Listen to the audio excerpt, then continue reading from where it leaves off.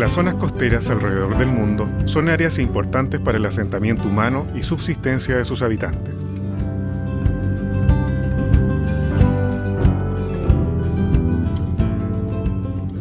Estas zonas están representadas primariamente por playas arenosas, las cuales representan cerca del 75% de la costa mundial libre de hielos.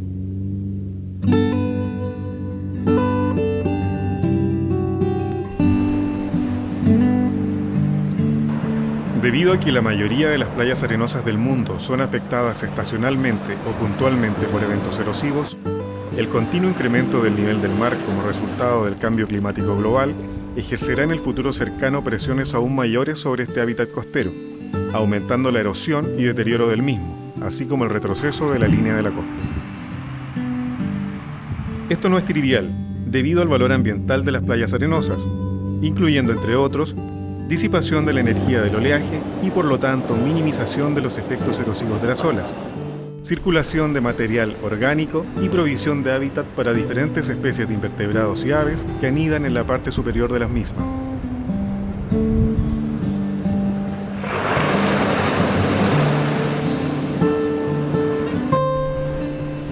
Más aún, y debido al constante movimiento de su sustrato, las playas arenosas son consideradas como los ecosistemas costeros más dinámicos del mundo.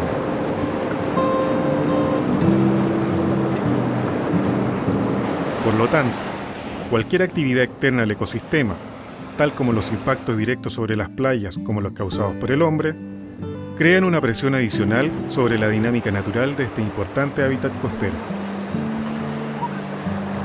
El impacto humano sobre las playas de arena incluye, entre otros, la construcción de defensas costeras como murallas y revestimientos rocosos, diseñados básicamente como soporte de carreteras costeras o como una respuesta a la erosión del mar, una actividad de la sociedad que ha ocurrido por siglos. El efecto físico de las defensas costeras sobre las playas arenosas incluye, entre otros, la erosión de arena en la base de las mismas, lo que resulta en pérdida de hábitat intermareal, es decir, aquella parte de la playa comprendida entre el nivel de marea alta y marea baja.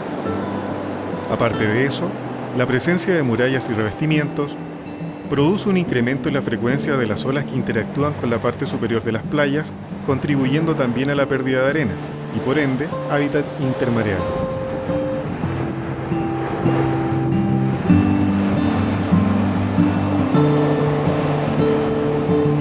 Durante el año 2009, se inició el proyecto Fondesit, Efectos en cascada del desarrollo costero sobre los ecosistemas de playas arenosas, evaluando generalidades a través de comparaciones interhemisféricas.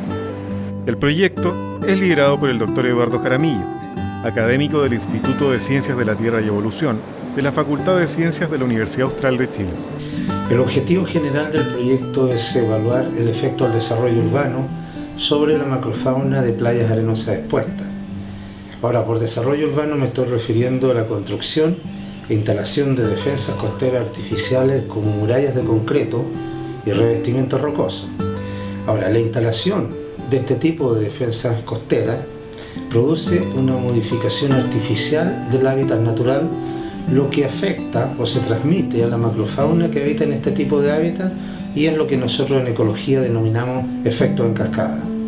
Este proyecto se inició el año 2009 y termina el año 2012.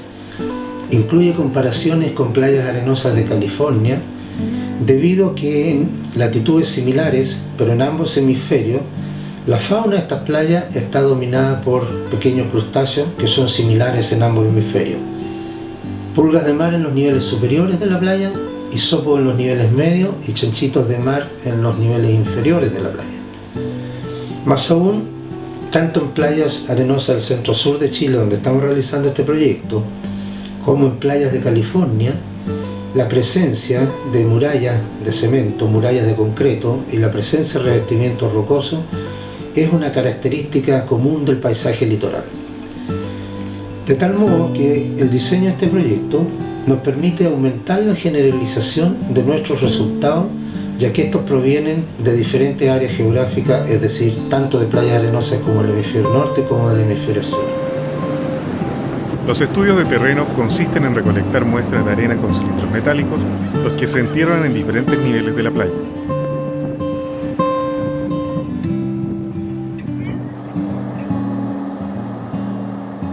Las muestras son cernidas en sedazos con mallas de 1 milímetro cuadrado de abertura.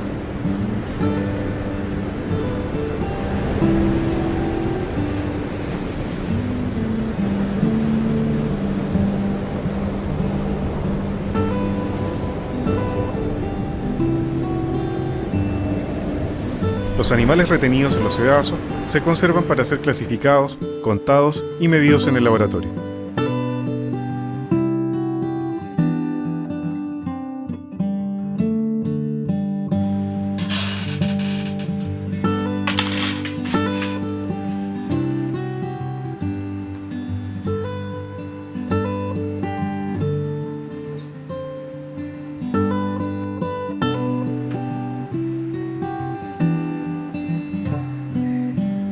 Se obtienen también muestras de arena para análisis del tamaño del grano, los que incluyen en primer lugar el tamizado con agua, de tal manera que las muestras queden comprendidas dentro del rango de tamaños que definen a la arena, es decir, 2000 a 63 micrones.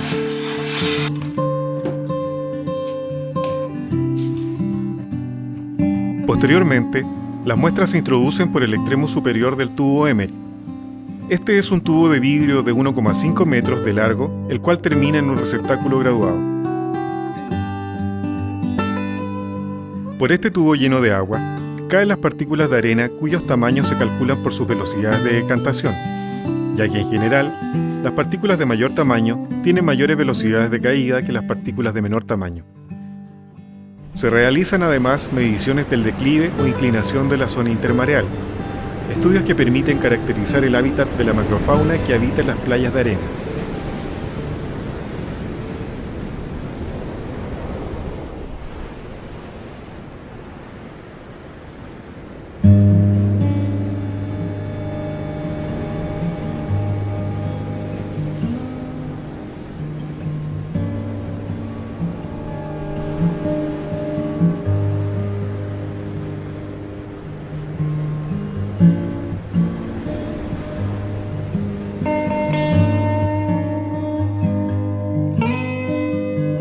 Las huellas ecológicas de eventos extremos como el terremoto del Maule persisten por décadas, siglos y aún milenios. Sin embargo, la falta de datos obtenidos de modo previo a estos eventos y en diferentes ecosistemas limitan la comprensión de sus impactos.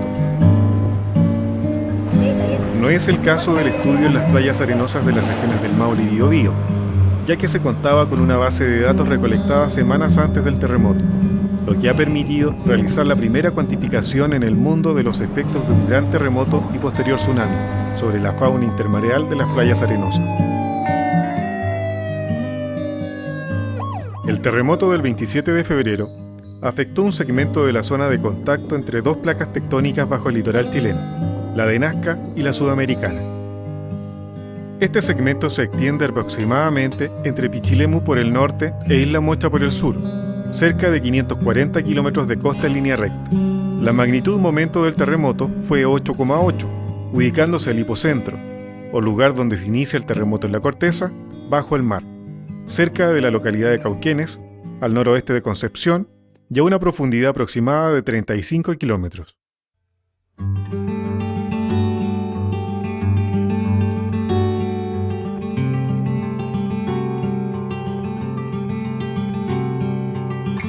El terremoto resultó en un tsunami que devastó numerosas localidades costeras: Boyeruca, Iloca, Constitución, Peyúgue y Curanipe en la región del Maule, Dichato, Talcahuano, Yico, Tubul, Tirúa e Isla Mocha en la región del Biobío.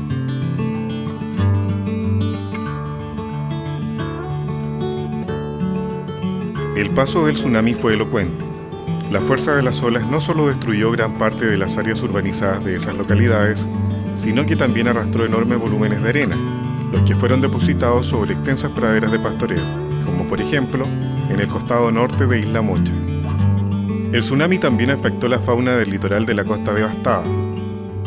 Por ejemplo, en Isla Mocha, rocas de hasta 300 kilos y en las cuales habitaban organismos típicos del nivel de marea baja, fueron arrastradas hasta una distancia de 250 metros tierra adentro y hasta alturas de 12 a 15 metros sobre el nivel del mar. 40. En los niveles superiores de la playa de Lebu se observó mortandad del chanchito de mar y otras especies típicas de su parte inferior, las que durante el tsunami fueron arrastradas hasta los niveles más altos de la playa, donde murieron en forma masiva por efecto de la desecación. La ocurrencia del terremoto del 27 de febrero había sido pronosticada el año 2009 por investigadores de diferentes países. Situación nada especial dadas las características de la costa chilena. Esta se ubica frente a la zona de choque de dos placas tectónicas, la de Nazca y la sudamericana, las cuales se mueven en sentido opuesto entre sí. Cuando la placa de Nazca se mueve hacia la sudamericana, se introduce bajo la segunda generando una fricción que es lo que causa los terremotos, tan comunes en la historia de Chile. Por efecto de esos terremotos, se produce el desplazamiento vertical de una gran masa de agua, la que se mueve hacia la costa originando el tsunami.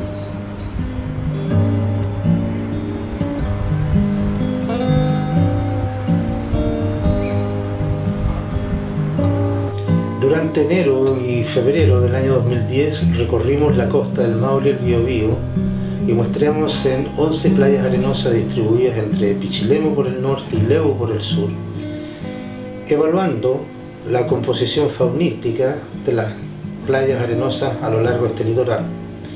Básicamente los resultados que encontramos fueron muy similares a los que habíamos encontrado ya en playas arenosas de California durante junio del año 2009. Esto es que la abundancia de la fauna que vive en playas o en sitios de la playa que están ubicados frente a murallas por revestimiento es menor que la abundancia de la fauna que se ubica en la playa donde no hay este tipo de defensas costeras.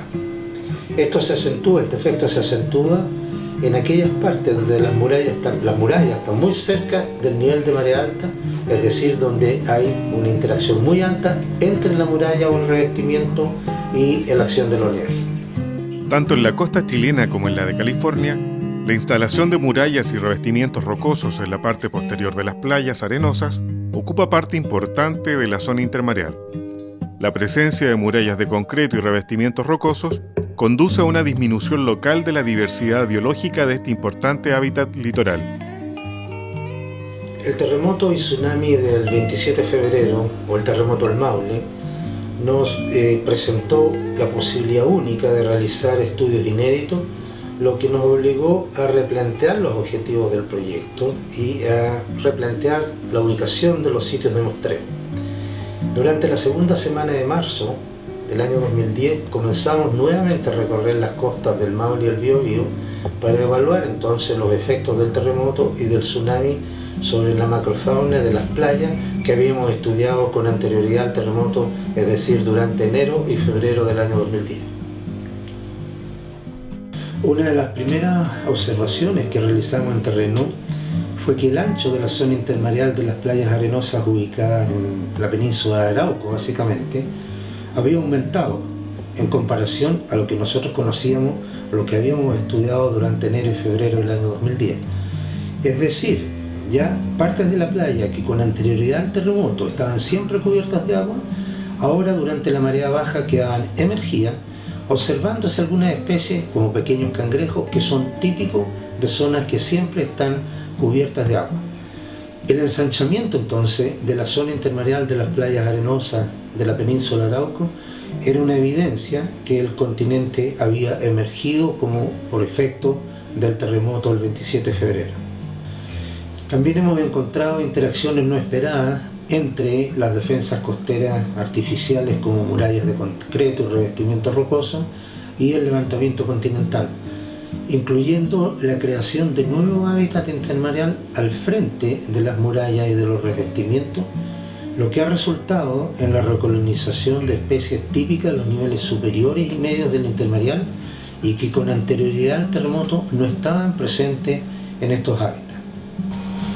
Aquí se muestra la interacción entre la muralla de Punta Lavapié y el levantamiento continental producto del terremoto del 27 de febrero.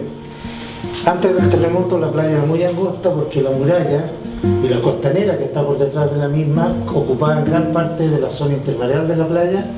Debido a lo mismo, solo se encontraban en la playa los chanchitos de mar, que son organismos típicos de los niveles inferiores de playas donde no hay defensas costeras, donde no hay murallas. Después del terremoto el 27 de febrero y por efecto del levantamiento continental, se produce un ensanchamiento de la playa y aparece esta plataforma rocosa que antes del terremoto estaba siempre cubierta por las olas. Por efecto de esta plataforma, las olas no llegan a la playa y por lo tanto se produce desecación de la arena, lo que podría explicar la falta de organismo inmediatamente después de ocurrir el terremoto. Lo interesante es que a partir de julio vuelve a aparecer el chanchito de mar y aparecen especies típicas, los isógos, típicas de los niveles medios de playas arenosas y que ocupan el nuevo espacio que se ha creado delante de la muralla por efecto del levantamiento continental. Esta es la situación de la playa de Yico. Aquí tenemos un revestimiento rocoso delante de una muralla con una playa muy angosta, la que era ocupada antes del terremoto el 27 de febrero solo por el chanchito de mar en los niveles inferiores de la playa.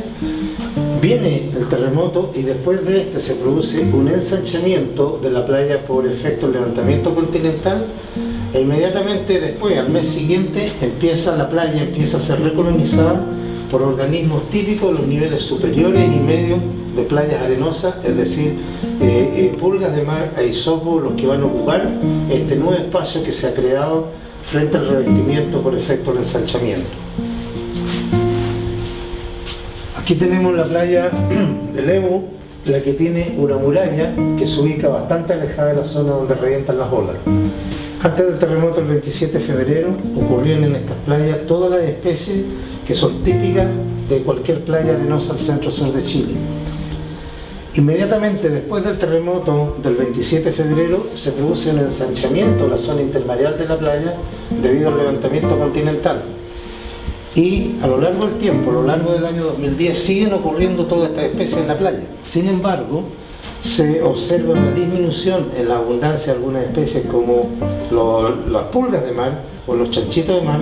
Se observa una disminución en su abundancia, lo que atribuimos al efecto del tsunami que después del terremoto arrasó gran parte de la playa llegando hasta la base de la muralla. Los casos de Punta Lavapié y Yico muestran que en las playas arenosas se restauró parte importante del espacio intermareal que con anterioridad al 27 de febrero se había perdido debido a la presencia de esas defensas. El espacio así restaurado comenzó a ser recolonizado vía migración por la fauna típica de los niveles superiores y medios de la zona intermareal, lo que demuestra que la baja diversidad de la fauna que ocurría en esas playas con anterioridad al terremoto se debía a que parte importante del espacio intermareal había sido ocupado por la instalación de murallas de concreto y revestimientos rocosos. Por el contrario, el caso de la playa de Lebu muestra que debido a que la muralla no interactuaba con las olas durante la marea alta, la presencia de la misma no afectaba ni afecta la diversidad faunística de la playa. Resultados como estos deben ser considerados en la planificación de la reconstrucción del borde costero devastado por el terremoto y tsunami, a fin de compatibilizar el desarrollo urbano de la costa con la estabilidad ambiental de los ecosistemas arenosos aledaños. Muchos de los análisis que permitieron a diversos investigadores estimar la magnitud y el área geográfica que fue afectada por el terremoto del 27 de febrero están basados en estudios realizados con GPS o sistema de posicionamiento global. El funcionamiento de los GPS está basado en la recepción y procesamiento de la información, emitida por una constelación de satélites artificiales orbitando alrededor de la Tierra. Mediante el uso de sofisticados GPS se puede conocer la posición y altura sobre el nivel del mar de cualquier punto en la Tierra. Por lo tanto, el uso de esta tecnología permite analizar los desplazamientos o deformaciones de la corteza terrestre antes, durante y después de ocurrir un terremoto. Bueno, aquí en Isla Santa María, ya en el año 2004, instalamos una serie de marcadores de GPS en Santa María y en gran parte de la región, los cuales estuvimos reocupando, por decir, midiendo continuamente desde el año 2004 y ahora estamos midiéndolos de nuevo. Nos indican la acumulación de energía producto de la convergencia de las placas. Bueno, nosotros sabemos con los GPS que hay otros sectores de la costa que están maduros. El sector de más alto riesgo en el momento es entre Mejillones y Arica. Ahí el último terremoto ocurrió en 1877. Desde entonces no han ocurrido terremotos de alta magnitud en ese segmento. El de Tocopilla fue una cosa chica, solamente entre Tocopilla y Mejillones. Y hay mucha energía que se ha acumulado. Lo vemos con GPS y ese segmento, podría decir, está maduro, listo para que ocurra un terremoto de magnitud 8.5 también. Puede ser ahora en cualquier momento, pero también puede ser en los próximos años. Aquí en el segmento del Maule, entre Concepción y Constitución, ya un grupo de colegas franceses había hecho estudios con GPS en la década de los 90 y habían observado que el segmento estaba acumulando mucha energía. Como nosotros sabemos que el último terremoto grande de magnitud 8.5 o más en este segmento entre Concepción y Constitución ocurrió en 1835, cuando Fitzroy y Darwin visitaron la zona y documentaron efectos muy similares al del 27 de febrero. Alzamiento en Isla Santa María de alrededor de 2 metros y inundaciones de tsunami en Talcahuano y en Constitución muy similares en 1835 que en 2010. Como sabemos que entre medio no ocurrió ningún terremoto de alta magnitud en este segmento, podemos multiplicar el tiempo, los 175 años, por la velocidad de convergencia entre las placas y estimar la magnitud del terremoto. Esto se sabía, esto estaba publicado por los colegas franceses. Sabíamos que el segmento del Maule estaba listo para generar un terremoto en cualquier momento. Por supuesto lamentablemente no podemos predecir cuándo, pero sí dónde pueden ocurrir estos segmentos. Y creo que hubieron algunos problemas de comunicación entre los científicos y los organismos del gobierno responsables de tomar las medidas de precaución, y esperamos que en el futuro la comunicación mejore. Producto del choque de las placas tectónicas de Nazca y Sudamericana, el borde costero afectado por el terremoto del 27 de febrero se deformó, siendo la costa de la península de Arauco la más afectada por el levantamiento continental. Mediciones realizadas por los investigadores de la Universidad Austral de Chile a lo largo de la costa del Maule, Biobío y la Araucanía muestran que los valores más altos de levantamiento se encontraron en Isla Santa María, Punta Lavapié, Lebu y Yico, hasta aproximadamente 2 metros en promedio.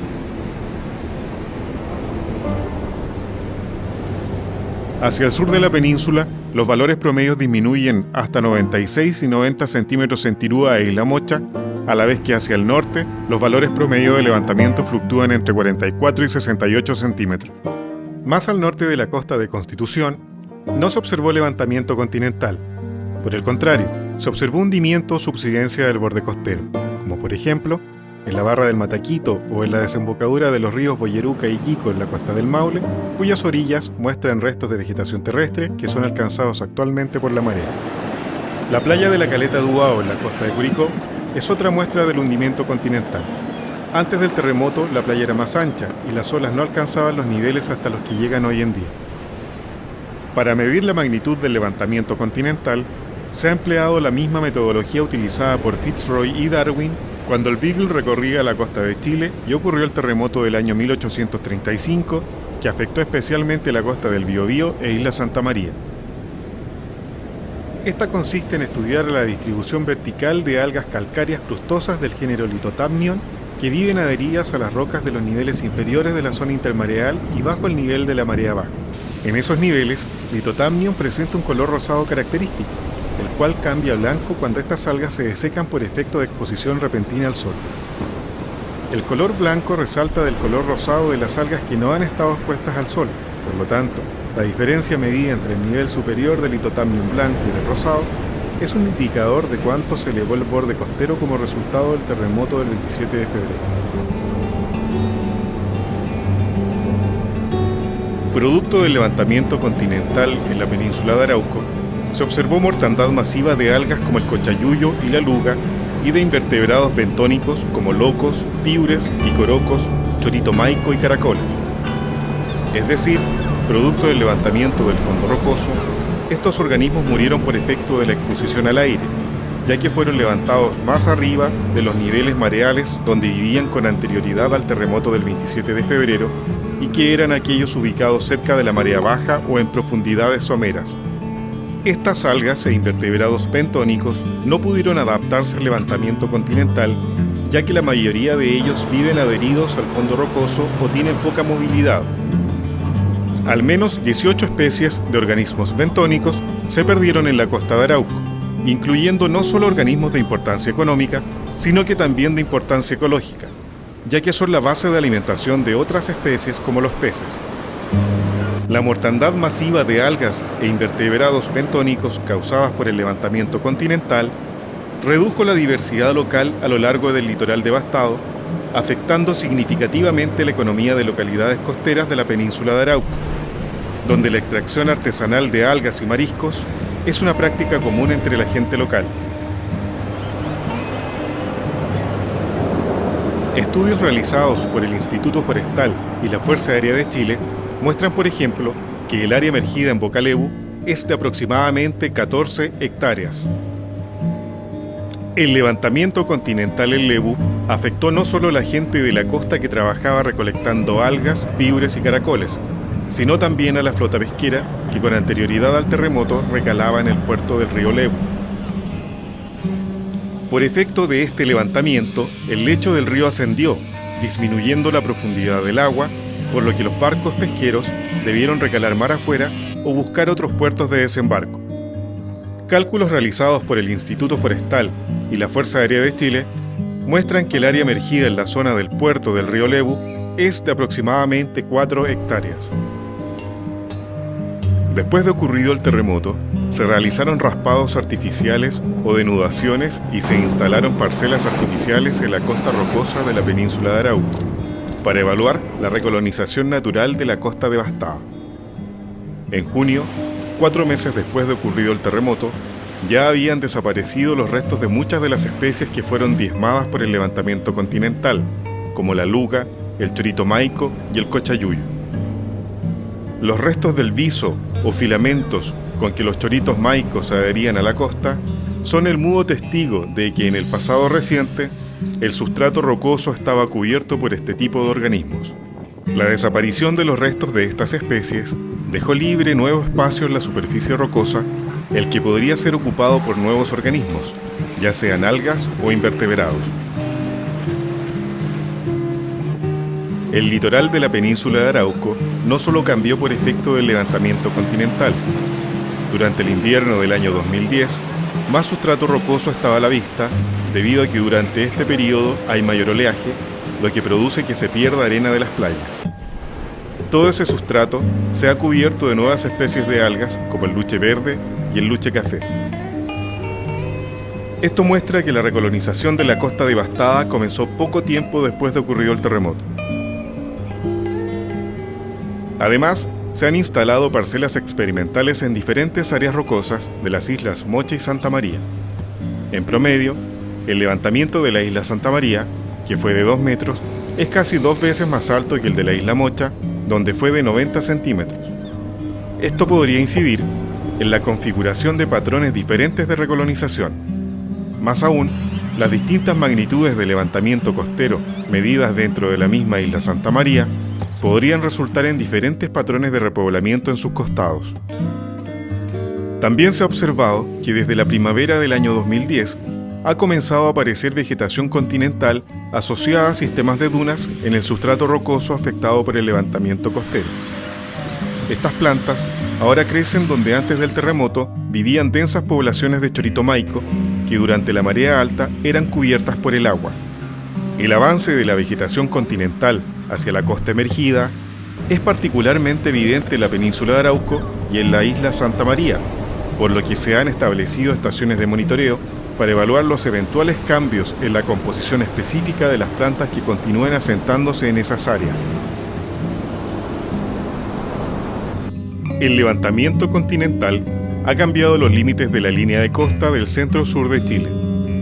Esto también ha ocurrido en el pasado geológico reciente de este litoral, dejando evidencias de antiguas líneas de costa ubicadas a diferentes alturas sobre el nivel del mar, tal como se observa en el costado sur de la isla Mocha.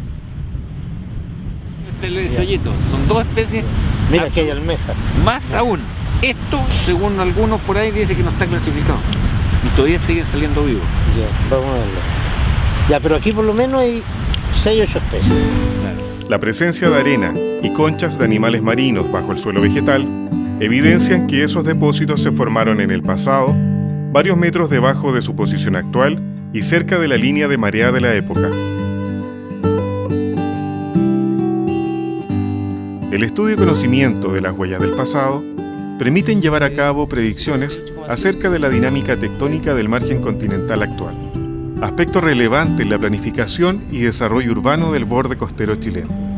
Tal conocimiento, así como el hasta ahora logrado en relación a cómo ocurre la recolonización natural de un litoral devastado por el levantamiento continental producto de un megaterremoto, y a aquel resultante de los estudios de las interacciones entre defensas costeras y ese levantamiento, constituyen herramientas valiosas para crear en la costa chilena una cultura de preparación y resiliencia informada ante los próximos terremotos y tsunamis que ocurran en esta, y sin olvidar nunca que esta es la geografía de un país inserto en uno de los márgenes tectónicos más activos del planeta.